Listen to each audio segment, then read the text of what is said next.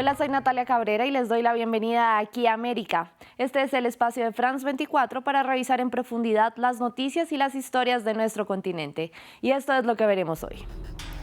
Empezamos en Sudamérica, en Brasil, porque después de 2 años de pandemia de coronavirus y de restricciones, volvió el Carnaval de Río de Janeiro y hasta allí llegó nuestro equipo en terreno.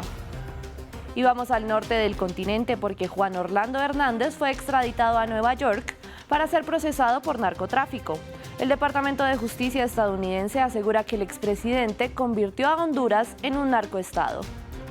Y a pesar de que las cifras de homicidios disminuyeron en El Salvador en medio del estado de excepción decretado por el presidente Nayib Bukele, las desapariciones siguieron en aumento. Nos cuenta nuestro equipo en terreno. Y vamos de inmediato a Brasil para nuestra historia principal. Río de Janeiro celebra el regreso de los desfiles al Sambódromo, suspendidos durante 2 años debido a la pandemia de coronavirus, que dejó al país como el país más afectado de Sudamérica, con más de 30 millones de personas contagiadas y más de 600.000 muertos. Pero ahora, gracias a la vacunación del 86% de la población y a un descenso de nuevos casos y fallecimientos, que han bajado a un promedio de 100 diarios, vuelve la fiesta. La ciudad carioca vive 4 días de algarabía en un carnaval fuera de época, que pretende atraer a millares de turistas de todo el mundo, también después de un largo periodo de ausencia debido a las restricciones para luchar contra el COVID-19. El informe es de Valeria Zacconi. El ritmo contagioso de los tambores retumba por fin en la avenida Marqués de Sapucaí, la más amada por los cariocas. La primera escuela de samba que pisa el Sambódromo, tras las restricciones impuestas por el coronavirus, ostenta un nombre muy simbólico: En el último minuto. Es una expresión de victoria, de esperanza, porque el carnaval hace parte de los cariocas. Desfilar durante casi 1 hora en el Templo de la Samba requiere toda una logística para que los 1.800 componentes lleguen a tiempo a la concentración. La jornada de Tiago comenzó a las 5 de la mañana en un tren rumbo a su trabajo. 14 horas después, y sin un solo minuto de descanso, se apresura hacia el lugar más anhelado en los últimos 2 años, el Sambódromo. Hoy para nosotros regresa todo aquello que nos encanta desde siempre, nuestra válvula de escape. Es el momento en que soltamos toda nuestra energía, es la vuelta del carnaval. En este cuerpo lozano se acumulan más de 50 desfiles en el Sambódromo, vividos con intensidad a lo largo de 2 décadas, pero cada vez es como si fuese la primera. El corazón se dispara. Aquí ya empiezo a sentir las mariposas en el estómago. No veo la hora de ponerme este disfraz y pisar la avenida. Poco a poco, los miembros de la escuela de samba llegan desde varios puntos de la ciudad, algunos incluso desde más lejos, de México y de Argentina. O mejor carnaval del mundo, o más grande. Hermoso carnaval, hermosa la gente, somos muy bienvenidos siempre, siempre. Ya falta menos para el desfile, la concentración es un fervor y la emoción se palpa en el ambiente. Con esos disfraces aparatosos, una ayuda siempre viene bien. Estoy dando los últimos retoques para que el traje quede perfecto. Ajustes de última hora en los carros alegóricos también son necesarios. Estaba intentando resolver un problema con la luz. ¿Qué pasa si no se resuelve? Perdemos puntos.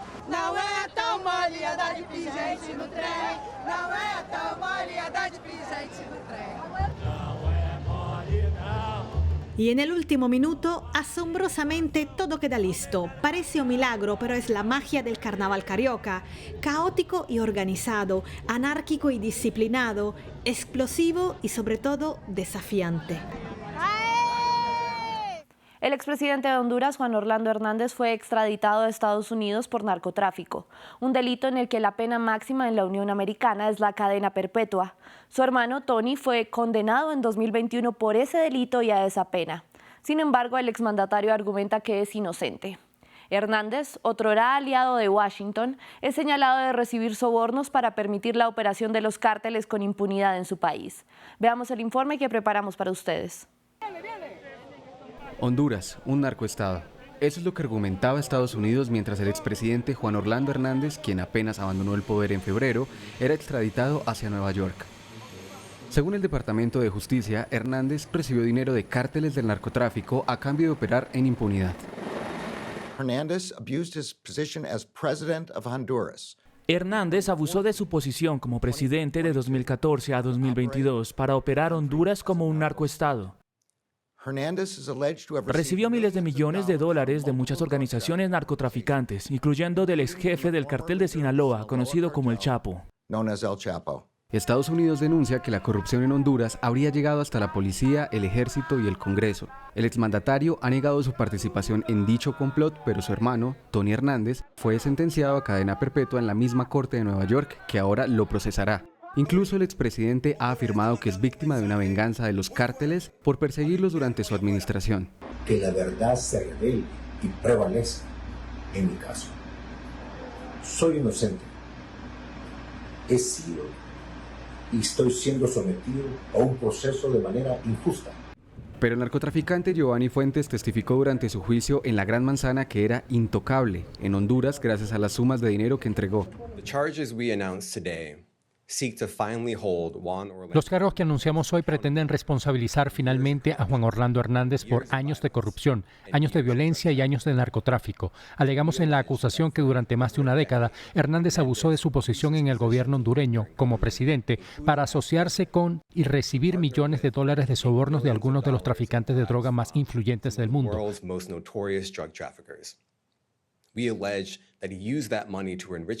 Alegamos que usó este dinero para enriquecerse, financiar su campaña política y hacer fraude de votos. Y a cambio, Hernández y sus cómplices ayudaron a pasar 500.000 kilogramos de cocaína a Estados Unidos. La extradición de Juan Orlando Hernández llega luego de que la Corte Suprema de Tegucigalpa ratificara su decisión al rechazar el recurso de apelación presentado por la defensa del exmandatario, que sigue reiterando que solo trabajó por la paz en el país centroamericano. Vamos a El Salvador, que antes de la llegada al poder del presidente Nayib Bukele tenía la tasa de homicidios más alta del mundo.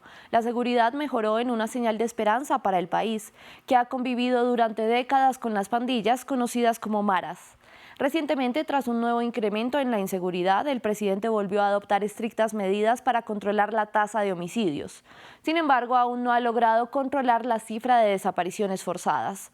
Veamos más en el informe de nuestro equipo en terreno. Desde el 18 de septiembre no se escuchan las voces de Karen y Eduardo en esta casa. ¿Qué es este cuarto? Desde el día que ellos se perdieron, yo me encargué aquí todos los días a orar, a pedirle a Dios misericordia por el alma de ellos. Ivette buscó a sus hijos durante 3 meses y en Nochebuena finalmente encontraron sus cuerpos. Murieron en manos de las poderosas pandillas salvadoreñas, las maras. El principal sospechoso, ahora en prisión, había intentado en repetidas ocasiones salir con Karen. Lo rechazó 3 veces. Entonces, por ahí vino el problema.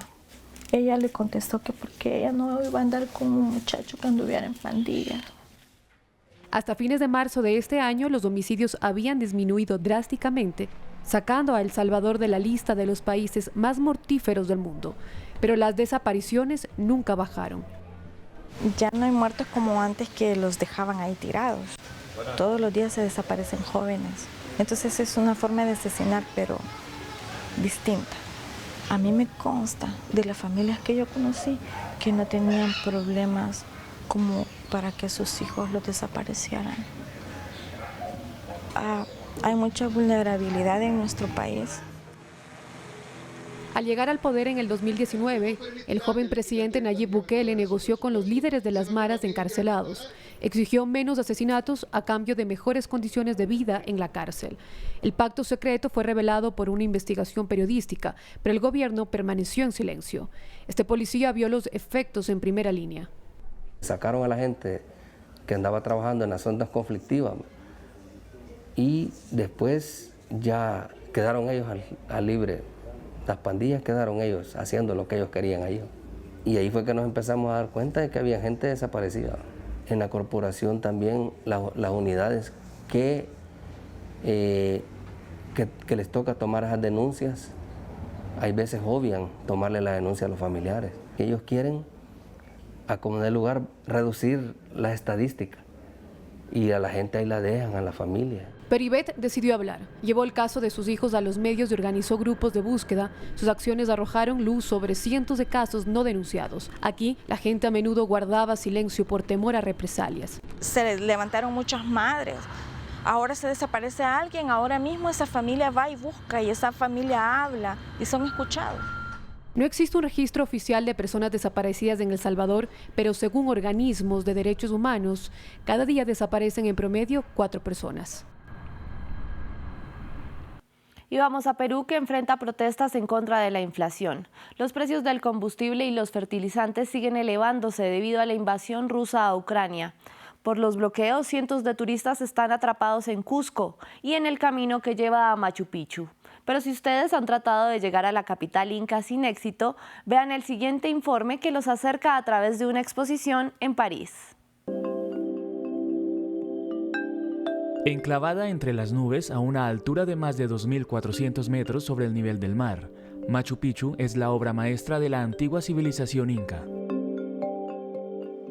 Fue redescubierta en 1911 por un estadounidense que estaba haciendo senderismo en la zona. Más de 100 años después, sus tesoros están siendo desempacados en París. Prestados por Lima, estos artículos del Perú precolombino se exhiben en el Museo Ciudad de la Arquitectura y el Patrimonio. Realizamos una comprobación del artículo antes de montarlo. Este control también se realizará cuando se desmonte y vuelva a embalar. Algunas de las casi 200 piezas tienen alrededor de 3.000 años y es la primera vez que se exhiben en Francia. Estos accesorios se usaron por primera vez hace unos 2.000 años. Un tocado en oro que hace referencia a un héroe mitológico y un collar de cuentas que representa el vínculo entre el mundo de los dioses y el mundo de los muertos. Los líderes habrían usado estos atuendos simbólicos que mostraban sus roles en la antigua sociedad peruana, que debía asegurar el vínculo entre los dioses y sus ancestros. En estos objetos sagrados, los incas grabaron sus historias para la eternidad. También celebran el esplendor natural de Machu Picchu, que aún hoy es excepcional y ahora es un área protegida. Cada año Machu Picchu atrae a más de 1 millón de visitantes, pero si no puede llegar al camino inca, entonces esta exposición en París lo transportará a Perú y sus antiguas maravillas. Gracias por acompañarme en esta emisión de Aquí América. En la producción estuvo Giovanni Agudelo. Pueden ver esta emisión y las anteriores en nuestra página web france24.com y envíenme sus comentarios en redes sociales a la dirección que ven en sus pantallas. Para más información de nuestro continente, sigan viendo France 24.